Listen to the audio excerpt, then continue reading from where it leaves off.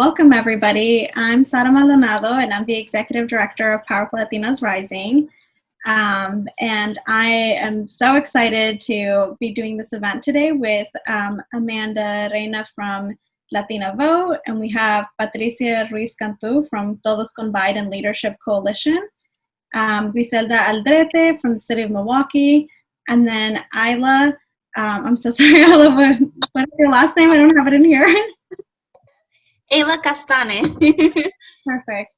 And she is our health and wellness expert and healer. So we're really excited to be having this event with you all to just talk about, how we can really practice self-care during this time. I think a lot of us deeply care about the issues in our community and everything that's been going on with the election, no matter which side you're on of whatever candidates, but it can take a toll on your body and it can take a toll on your mind when you're just ruminating over all these stressful things that are happening.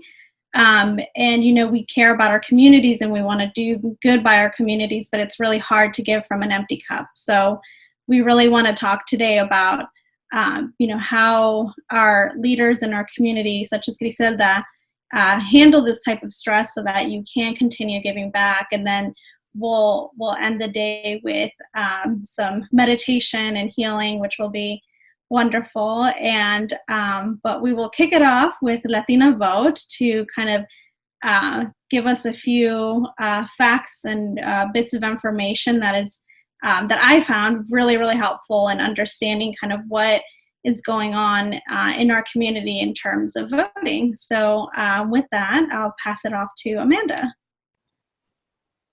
Thank you so much, Sarah, and I am so excited to partner with Powerful Latinas Rising. I think what you're doing out there is amazing. Having since started Latina Vote, I have met so many awesome Latinas and women just in general who are doing great things in their community. So it's really great to see, and it's been a really cool journey to go on. And so a little bit about Latina Vote. I started it about a year ago, and really it's just a platform to share information, resources, and encourage other people to get out and vote. With that, we have held pop-up voter registrations here locally in San Antonio, and over the past couple of weeks, we've registered tons of new voters, which is really neat to see a lot of our youth getting out there, registering to vote, and really getting prepared and ready to use their voice. And so Latina Vote in particular focuses on Latinas because, as I've mentioned before, I think we have a unique opportunity to be advocates within our own family. Many of us were already planning to go and vote, but what are we doing to get our family, friends, other community members, neighbors out to vote? And so this really encourages us to get out and not only use our voice, but help others use theirs as well. So next slide, please. So in the 2016 election, 6.9 million Latinas voted. Compared to 5.8 million Latinos. So we definitely came out in higher numbers out in 2016. So I'm really, really excited to see the number for this election. I know here locally we have had an increase in registered voters, and so I'm just anxious to see what that number is going to be, and I will definitely be sharing that updated information on Latina Vote. And so I just wanted to give you guys an idea so that when you see the numbers coming out this year, you have an idea of the increase. So in 2016 it was 6.9 million. Next slide, please. So currently there are 32 million Latinos eligible to vote in the 2020 presidential election. So again, giving you this number so that when you see the stats come out for this year, you can see how many went out to actually go and vote. But there's 32 million of us. So that's a lot. That is a lot to go out and, just imagine if every Latino went out and voted. The decision here is really here in our court. And so seeing this number, again, just encouraged me to go out and make sure that everybody was registered and has the information and resources. I think that's another important topic to discuss is, a lot of people have information on what is on my ballot, where can I go and vote? They have some general basic questions about the voting process. And so one of the resources that Latina Vote really promotes is vote411.org, which is produced by the National League of Women Voters. Most cities have a chapter, and they have a lot of great information. So vote411.org, there's also vote.org, and then a number of other resources that are available. But those are the ones that I found are very helpful. And they also have information in Spanish, which I think is equally important to share. Next slide, please. So one of the things that Latina Vote also wanted to promote is taking time to reflect on what's important to you and what issues are important. As you mentioned, this election, I know for me, it has been very stressful. The climate that we're in right now. And so taking time to reflect, I think, is important. These are some of the issues that are high up there with people with healthcare, education, economy, immigration, and the environment. Those are some of the popular topics that come up regularly. And so taking time to reflect on which of these topics are important to you, why they're important, and where the candidates where their stance is on these topics, and see where they align with your values and your morals. Next slide, please.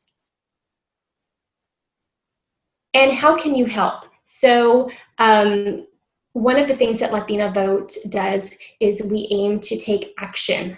We want you to not only just share information, but actually take some action and help others, like I said, register to vote, helping others do that. You can share information on social media, donating your time to phone banks or to your particular candidate of choice, that campaign. You can donate your time to Block Walk.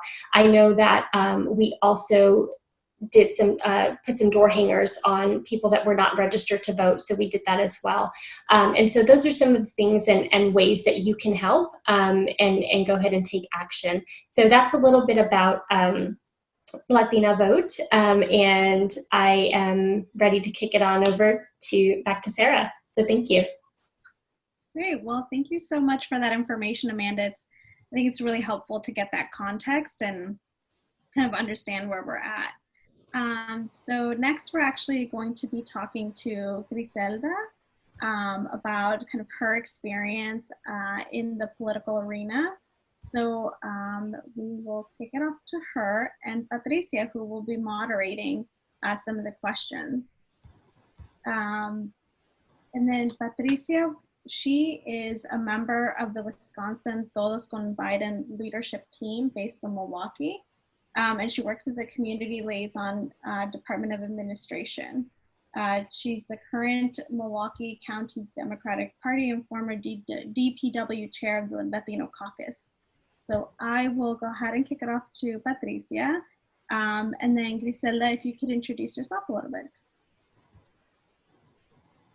Yes, good morning, everyone. Thank you for sharing part of your day with us. Thank you to Sara for creating the space for us, and Latina Vote for helping to support. My name is Griselda Aldrete. My most previous role is the executive director of the Fire and Police Commission for the city of Milwaukee, which many believe to be the most powerful civilian oversight board in the country because it's one of the oldest one. And in that role, obviously over the last year, I'll get more into details about it as we continue to chat, but we are responsible for the hiring and recruiting of both police and firefighters. All policy decisions are made by us, and it's been an interesting year, that's for sure. And prior to that, I'd spent almost 12 years in the nonprofit world, leading nonprofits.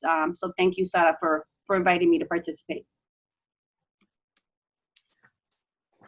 Welcome, everybody. Buenos dias. It is such an honor to be here.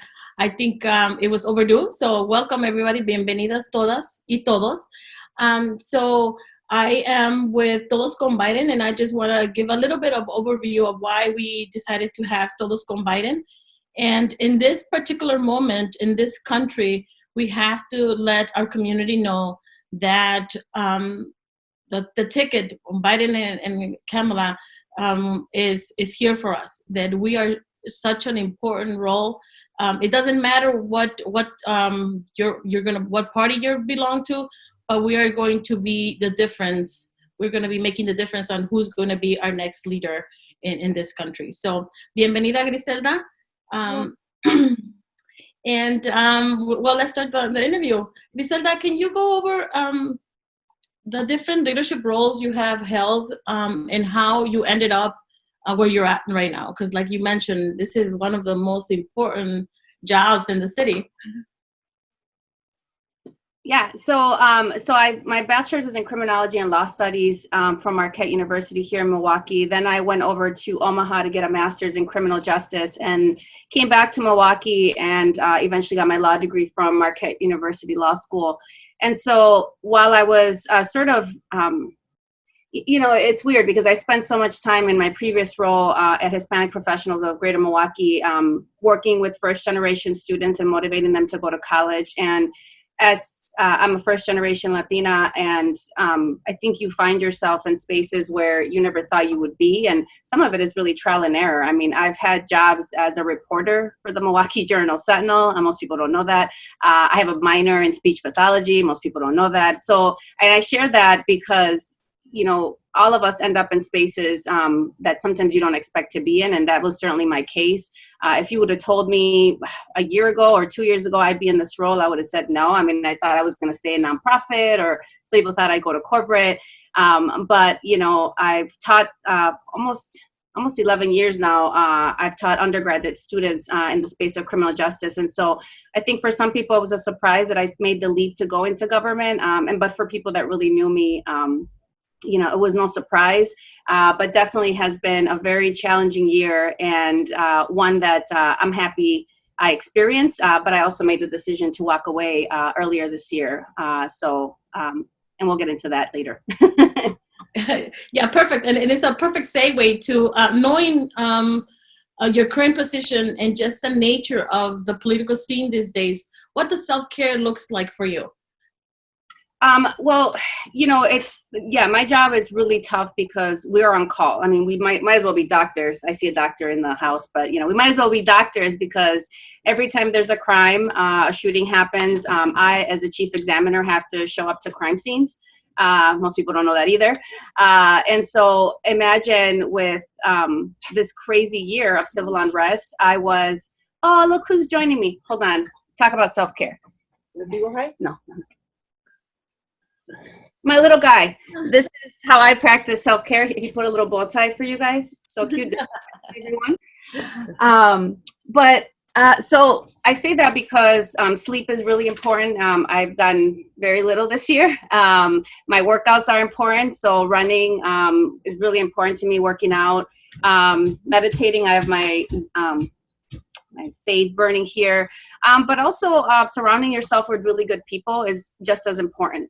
I think nobody understands what we all do every day in our jobs, right, better than the people that know you the best. And that would include, for me, my parents, my sister, and really close friends that took the time to take care of me and check up on me, because you can Google my name, and my name has been in the paper more times than I've wanted to this year, and for negative reasons. And I think in the world of social media, I think we're so quick to judge and so quick to just assume that whatever is written out there about people is right, instead of having a conversation. So that's why I'm happy we're having this dialogue, because I think in my role too, I have to keep a lot of things confidential. And so I never was afforded really an opportunity this year to share my voice, my experience.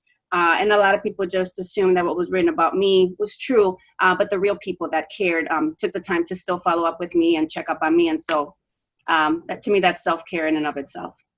That's fantastic, because especially with social media, one little article could just boom, explode, and then the labels stay with the individual. So this is a perfect next question to how do you stay true to your values, to your roots in your professional life, in midst with this extremely hectic political landscape? Because it is very important with everything that's happening in the media and then what's really happening inside your professional and your personal life. Yeah. So, I mean, you have to take the time to celebrate your wins, even if as small as they are, to be able to stay true to you. You know, I was really excited to be the first Latina to ever be appointed to this position. That was back in August of 2019. I entered full of enthusiasm, but, you know, it quickly became a role that was plagued with drama. A lot of politics went into play. And I never shied away with who I was. I am a strong personality, not a mean one, just I have a very strong personality. I have conviction. And I think to do this job, you have to follow that instinct, because it's so easy for you to you know, get sidetracked. I mean, people have asked me, like, can you walk me through a normal day for you? And I'm like, I can't, because I will start off one morning in one meeting, and then shootings happen all the time. There's a fire that breaks out, so your whole day could be disrupted. People love to sue the city, so I'm inundated with lawsuits that I'm constantly working on and reviewing. And so it's, you know, I'll explain it this way. So my role was unique in the sense that I'm appointed by the mayor of Milwaukee, confirmed by the Common Council, and then I have a board of commissioners that are also appointed by the mayor. And so I was always in this space of almost like saying, like, I have three masters or three bosses, and none of them got along. So you never knew who you had to listen to. And the council meetings were always public. And I will say that, you know, the climate right now in Milwaukee, as it is in many other cities, very tense. Between police and Common Council members. And for my role specifically, I was criticized a lot this year by the Common Council publicly. In some ways, I would believe it was bullying, but I was never afraid to call it what it was. In fact, I wrote an open letter where I called Common Council members, some, not all, misogynistic and sexist because of the way they would treat me at the table, as opposed to men who would show up at the table. So I think for me, it was always going to be important to be Griselda, who's always been honest, open, transparent as I can be. And that's why I made the decision to walk away, because I knew that this was not going to be the space where I was going to be valued, respected, and allowed to grow. And so you have to just step aside and let somebody else lead, and hopefully they'll have a way better experience. But I'm walking away happy. I'm walking away content with what I've accomplished. And, you know, with my integrity intact, which is equally as important for me. That's fantastic, Griselda. And I personally seen all the work that you have done, so kudos to you. Is there anything in particular that grounds you to keep your values and your roots? My mom, and fear that she'll throw a chancla at me at any point. Yes, because the hearings are always public. My parents were so cute. They would always tune in and they pretend like I was on TV all the time. And I'm like, Mom, it's the city channel. Nobody really watches the city channel. But she thought it was cute. But I mean, just, you know, she would always say, and my parents would both always say, like, I know they're going to push your buttons, but just remember, we're watching. And that was always like in the back of my head. I'm like, she's going to throw a chancla at me for sure. But no, I mean, I think just being honest, transparent, and coming back to your roots. And like I said, for me, my parents are very important to me, my sister, and my really close friends that I've had for decades now and years. I mean, Alfonso, I've met, who's here. I mean, I've met back in 2012, and it's as simple as people just checking up on you checking up on them, and building really solid relationships that are going to carry you through life, not through a job.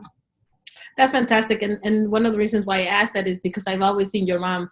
And I think that for us Latinas, a lot of times that role model of our mothers is so strong, and it gives us grounded of who we are. So congratulations to your mom. What advice? My dad now tells me, he's like, I told you so. I told you not to take that job. And I'm like, you know. What advice would you give Latinas looking to branch into leadership roles in political office? Go for it. I mean, you don't know until you try it. I think right now we need diversity. And I say that because diversity isn't just a buzzword. We need Latinos and Latinas in positions of leadership. I made the decision to walk away from what I would consider one of the most important tables in our city. But I did that because for my personal sanity, but I would never dissuade anybody who would want to branch out into politics or leadership positions, because we need them. We need you at the table. And I think for me, for someone that's older, seasoned, not older, it's my job to encourage, and it's my job to continue to open doors. And so networking for me has helped me tremendously, and I continue to believe in it. And I think, utilizing those connections in a genuine way will keep us all relevant. And I still have the hope that before I die, I'll see a Latino vice president or president. So, I want people to keep succeeding. Absolutely.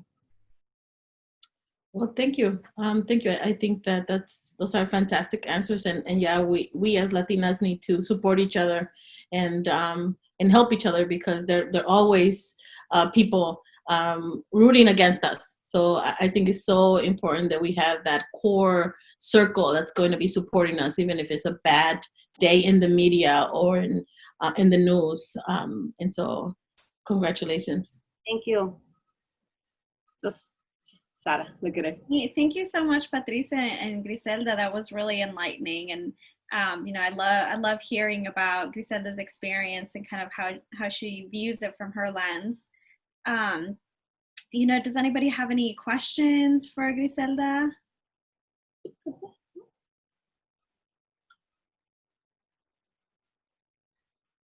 I do have a quick question for Griselda.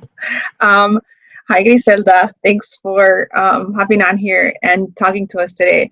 So how do you, I really, when I noticed that you were stepping away from your current position, I was like, wow, like that must have been a very difficult, I guess, decision to do based on your professionalism, based on like knowing who you are. But how can you really stand up for yourself? Like it must have been difficult, especially if there's majority of men, right? There's the majority of the people around the table are men.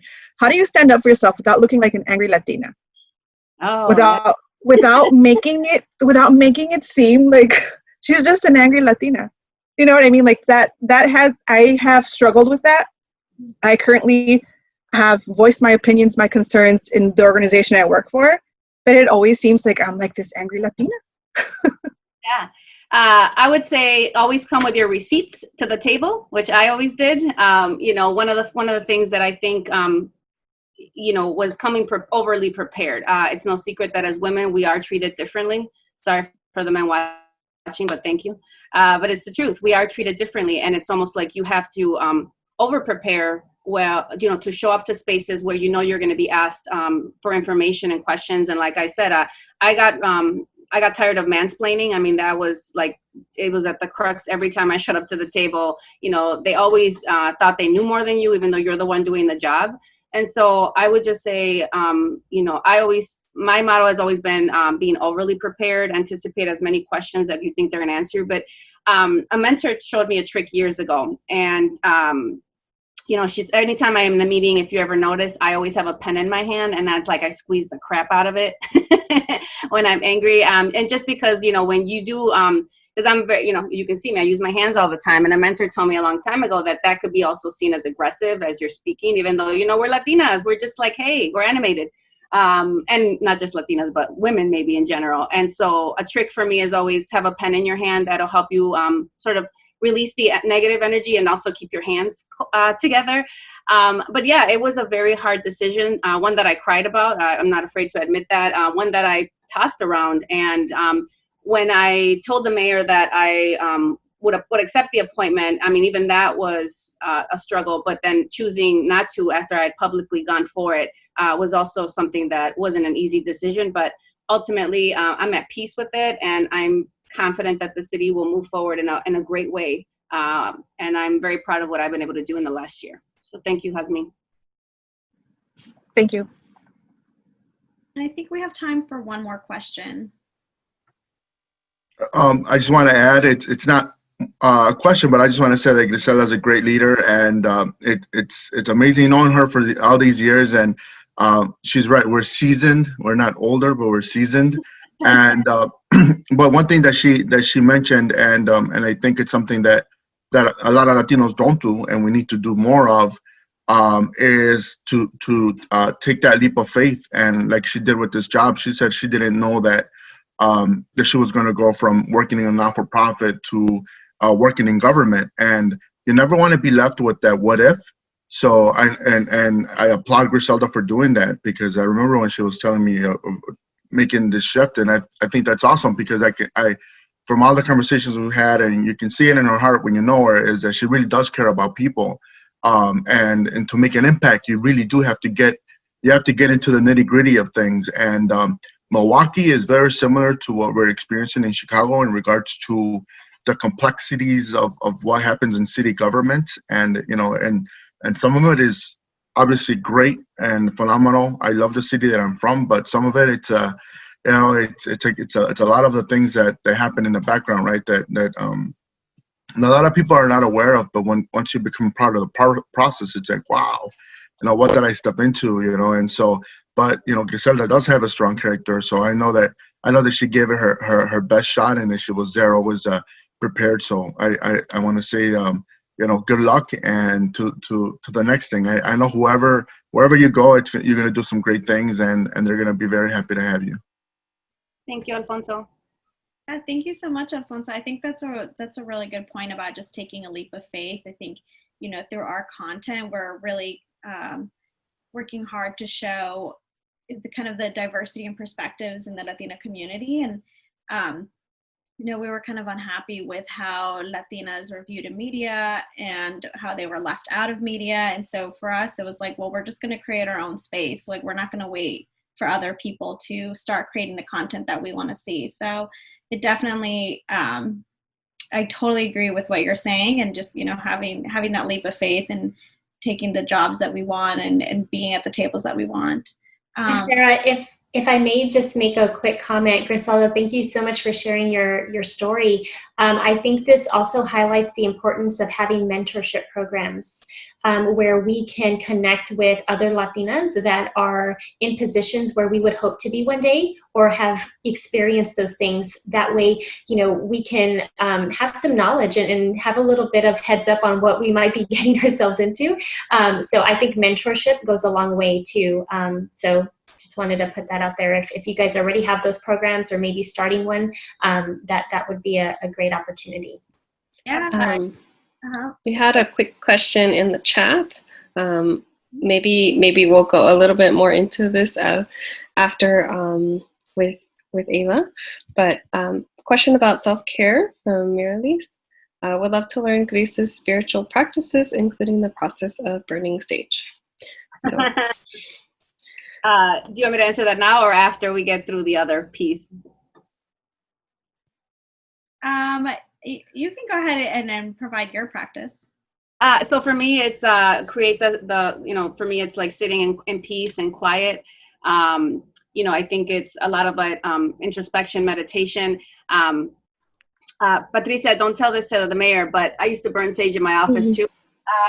And so, sometimes, people would be like, do you smell that? I'm like, no, I think it's the elevator burning. And I would do that.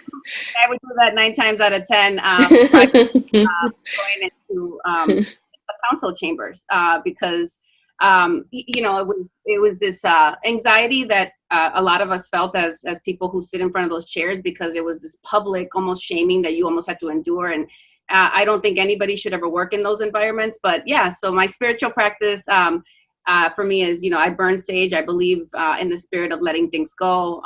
And I have, my sister and I share a practice. We get our cards read. So we have someone that professionally reads our future, but not in that way. And then for me, it's just taking the time every night or every day, or it doesn't have to be at night, at any point to reflect on the things that are in your life, things you'd like to change, and being intentional about it.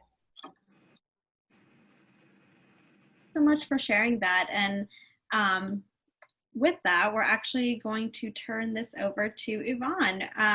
We have a few items to raffle, so you may have seen some of the emails, but we'll actually get started with a Latina Vote t-shirt. So you may see that Amanda's wearing a blue shirt. So Latina Vote has so kindly agreed to give away a t-shirt, so we're really excited about that.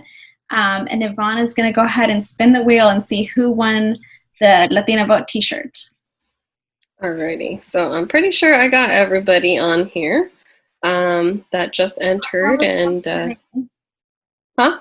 I said holler if you don't see your name. Yeah, let me know if you don't see your name. And then, yeah, I think I got everybody. Yeah, I think everybody's there. Yeah. Okay, so Sarah, if you want to go ahead and, all right, here we go, everyone.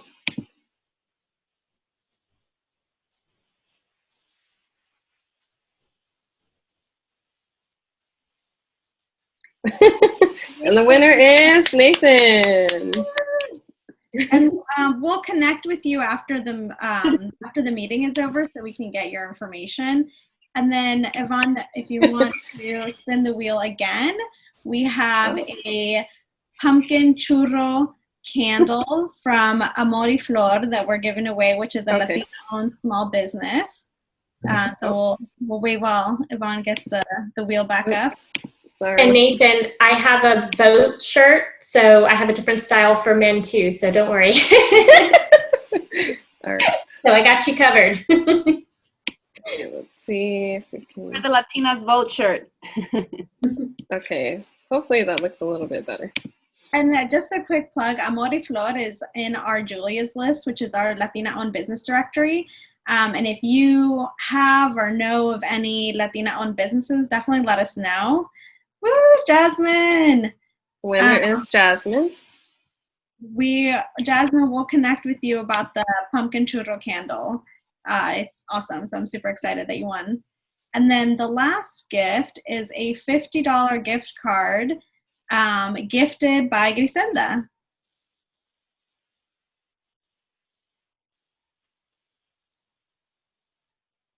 Yay, Dolores! The winner is Dolores. And Dolores is our one of our editors that actually helps edit the content that's on our site. So, if you're ever wondering who's behind the scenes, Dolores is one of our editors. Mm-hmm. Congratulations, everyone, to the winners. Congratulations to all the winners. And then now we are going to move into the self-care portion with Aila. Hello, everybody. Thank you so much, first of all, to Powerful Latinas Rising for inviting me to this event, as well as Latinas Vote. Thank you so much. I love the conversation that we're having. When I was first approached about this, I was like, I don't really know, because voting and politics and election and, all these systems, like how does that flow with wellness and self-care and all these like feel-good things, and you think of the state of our country right now, it doesn't really warrant those same emotions, right? So Griselda, I really appreciate you talking about how you stay grounded in your role, and also, listening to you, I recognize that what we do is one thing, but who we are is another. And so being able to step into those roles and being able to, basically those roles are an extension of who we are. It's not all that we are, but it's an extension. But before we can even be us in those spaces, who are we when it's just us? Who are we when we're outside of those roles, outside of those systems? So when I was thinking about, how I wanted to lead today's session, 3 words really came up for me. And they are identity, erasure, and abandonment. And what do I mean by that? We're about to vote in one of the most important elections, I think, in this decade, just given everything going on, right? And your identity, who are you? Where did you come from? What makes you you? And what ways have you felt like you have been erased? Or what ways can you prevent further erasure? I love that this workshop is happening right after Indigenous Peoples Day, because that is a day where we all just think about, the history of the country that we live in right now, and the history of the countries that our lineages are rooted in. So who are we, and how can we maintain that moving forward, despite, or whatever happens on November 3rd, whatever happens, how can we continue to remain ourselves? And then abandonment, being true, staying true to who you are. So you all talked about that, Griselda and Patricia, staying true to who you are, and to not abandon yourself. So I really just want us to do a meditation thinking about identity and erasure and abandonment. So I have my little sound bowl here. So if you all just get comfortable where you're sitting, stand up straight or sit up straight. And just close your eyes and allow yourself to get out of your heads, outside of where you are, outside of the roles that you play, outside of who it is that you are expected to be, by all of these obligations you have, all these systems that you are a part of, organizations you are a part of, community you are a part of. Who are you when it's just you and you? Who are you when it's just you and your ancestors and your lineage? Who are you when it's just you and your roots? So think about that. And just get into your body. And I want you to think about your name and where your name comes from. Think about your identity. And when I say your name, I don't mean the letters on the end or the beginning of your name. I mean who you were when you were birthed. Where does your name come from? Where do you come from?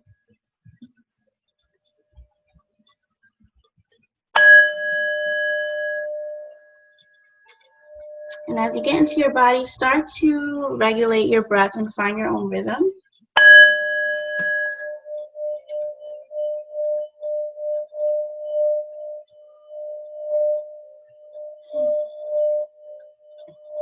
And as you breathe in, think about all of the things that you call in that are in alignment with your identity, that are in alignment with who you are and what you value. What do you call in as you inhale?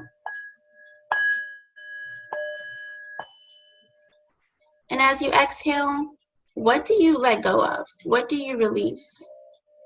What is it that does not align with who you are, where you come from, with your values, with your beliefs, with your narrative, with your story?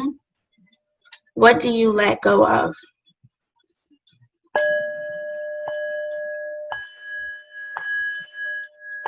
What is it that you reject, that you say no más to?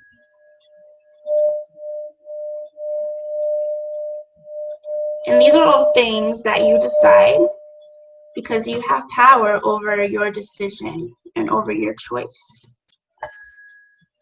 And even as we live in a society where it may feel as though our power is limited because of the color of our skin, because of our name, because of where we were born, because of who our parents are, because of who we are, understand that your power is stronger than any limitation, any boundaries, any walls that are put up.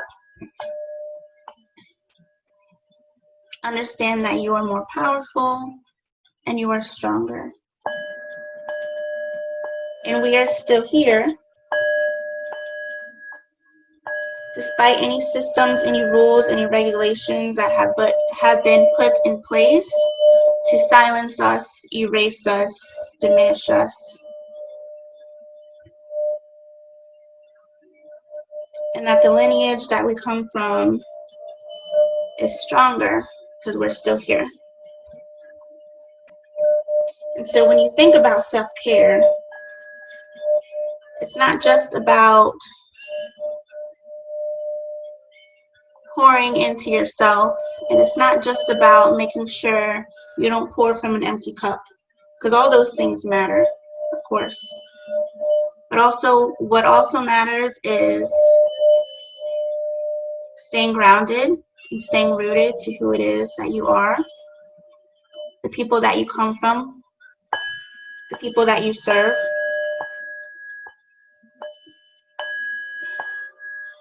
And so continue to inhale and think about what are your values. And call all of those things in your inhale, and exhale anything that either you adopted or made to believe is supposed to be your truth, and decide whether or not it really is your truth. And if it's not, in your exhale, you can release it. And get in flow with the rhythm of your breath. Your rhythm is your rhythm. Your flow is your flow.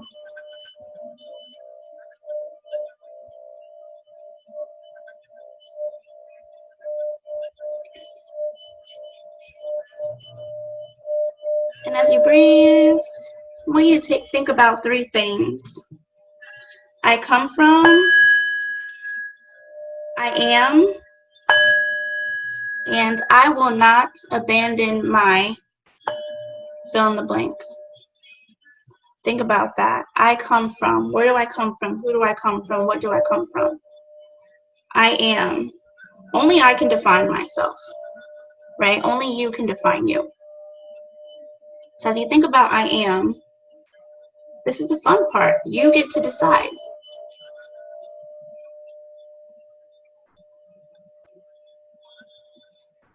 And no matter what happens after Election Day, you are still going to be that. Because at the core, that's who you are. And lastly, I will not abandon my ... What parts of you have you been told to give up, or to silence, or to erase? What parts of you from this day forward will you no longer abandon? So think about that.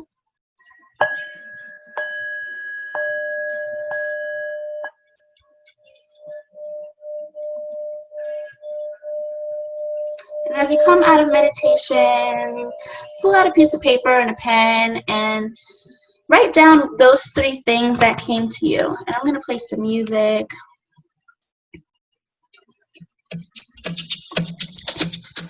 So write down I come from and fill in the blank, and take about 3 minutes to do this.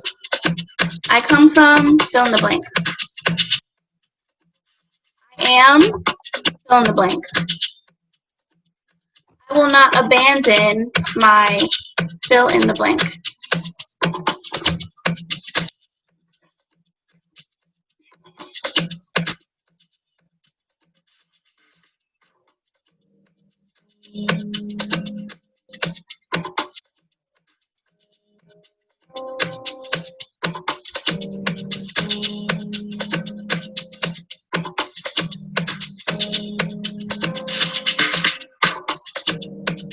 Where, who, and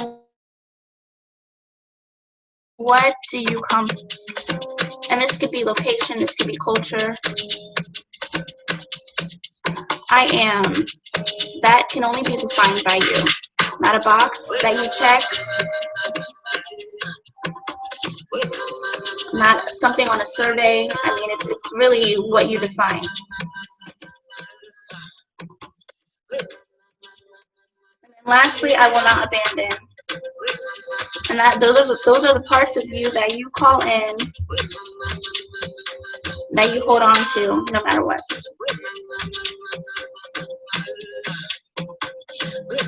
Just take another minute to really marinate on those questions and let the answers just expose themselves and just spill onto the paper.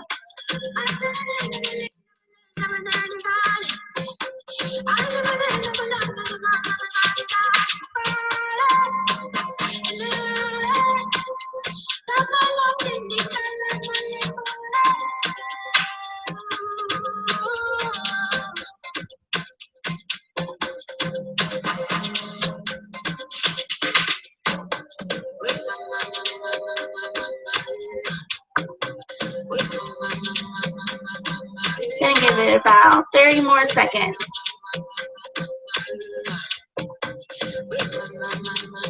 I come come from, I am, and I will not abandon my.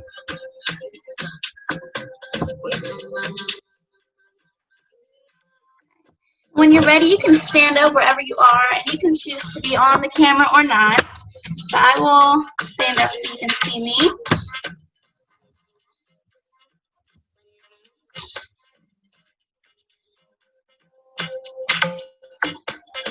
And whenever you're ready, you can stand up and just take a deep breath and think about everything that you wrote down.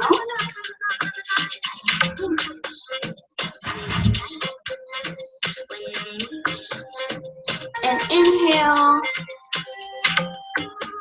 And as you inhale, think about all those things that you wrote down, about where you come from, and just call them back to you.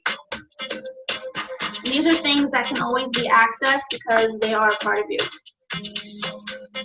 Inhale, and as you exhale, release all of the things that no longer align. When you think about what you won't abandon, tap your arms and wake that part up. Wake up your body. This is something I like to do in the mornings to wake up, and it's a good way to stay grounded. And as you tap your body lightly, think about your I am statement. And as you're tapping, think about that I am statement being imprinted into your body. And tap a little bit harder. And this is you really declaring yourself. And actually, you could even say out loud that I am statement. Maybe there's, maybe you came up with one or a few things, but really set that into your body. And this time, squeeze.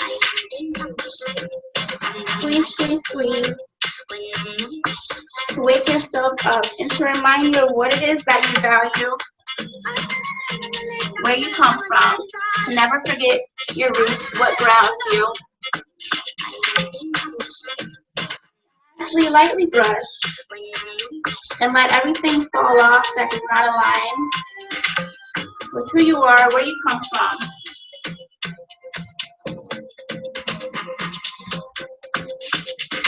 And just sway. Remind yourself that no matter what happens after Election Day, that I'm still going to be me, that I'm still going to be grounded in my roots, and that the community that I belong to that supports me is still here for me. So thank you so much, you guys. I hope that helps as we transition out and, you prep for the big day. And really think about, I really like that question, asking Griselda, like, what is it that grounds her? What is it that keeps her rooted? We all have different things that keep us rooted. But I think at the core, it's who we are. And only you can decide that for yourself. So moving forward, really think about these things that you wrote down. Where is it that you come from? Where you came from is going to inform where you're going. It doesn't have to mirror that, but it informs how you move forward, right? I am. Only you can define that for yourself, And yeah, this election season, it's crazy. A lot is, on the line. No matter how you vote, that's your personal choice. But so is your identity. It's your personal choice. So always hold on to that. And not abandoning yourself no matter what, And